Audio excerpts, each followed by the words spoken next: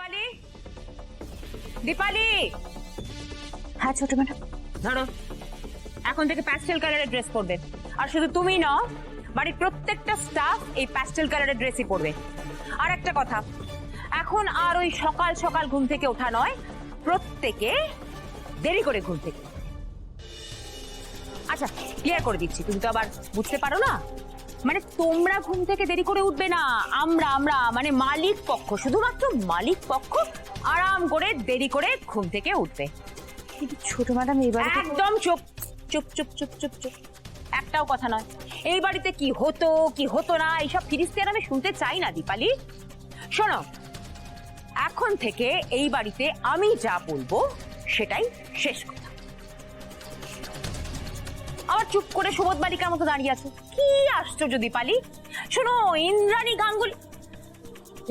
গাঙ্গুলি এখন অতীত, আর কুসুম সরকার সে তো আর বেঁচে ফিরবে বলে আমার মনে হচ্ছে না গো। সুতরাং এখন থেকে আমি যা বলবো এই বাড়িতে ঠিক সেটাই হবে। এখন থেকে এই বাড়িতে শুধু আমার রাজত্ব চলবে। শোনো, তোমাকে তোমার কাজ না দিলে তুমি যাবে না। একটা কাজ করো, ফ্রেশ লেমনেড বানিয়ে নিয়ে এসো। যাও যাও।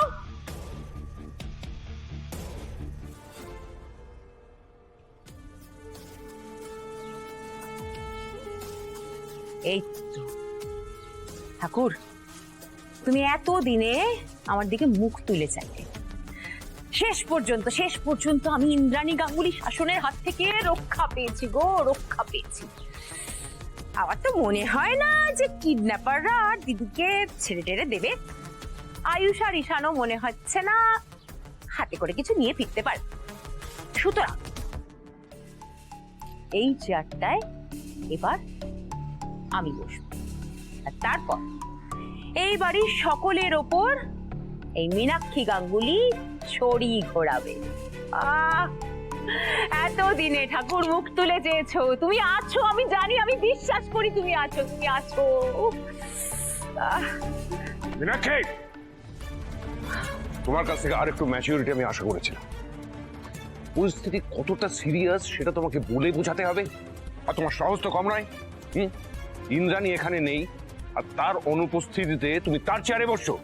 আমি চেয়ারে বসেই দাদা, আমি তো খালি এটা। মীনাক্ষী, তুমি যখন বাপের বাড়ি থেকে এই বাড়িতে এসেছিলে তখন তুমি তোমার বুদ্ধি শুদ্ধি গুলো বাইরে রেখে এসেছিলে, সে কথা খুব ভালো করে আমি জানি। কিন্তু তাই বলে তুমি বিন্দুমাত্র বিদ্যুৎ তোমার অ্যাপ্লাই করবে না। কখন কোন সিচুয়েশনে কোন কাজটা করা উচিত না উচিত তুমি কিচ্ছু জানো না। দাদা, এটা অদ্ভুত। কি আশ্চর্য বলুন তো, দিদির পরে এই চেয়ারে আর কে বসবে? হ্যাঁ, আমি ছাড়া। ওই মেঘা তো আমার হাতের মুঠোয় রয়েছে। আর ওই অনুশ্রীকে তো আমি মাথা তুলে উঠবার সুযোগটাই দেবো না। তাহলে কে বাকি রইলো? এই মীনাক্ষী, তাই না? একটুখানি চেয়ারটায় বসতে চেয়েছি, তার জন্য এত কড়া কথা শোনার কি আছে বলুন তো? ভাল লাগে না।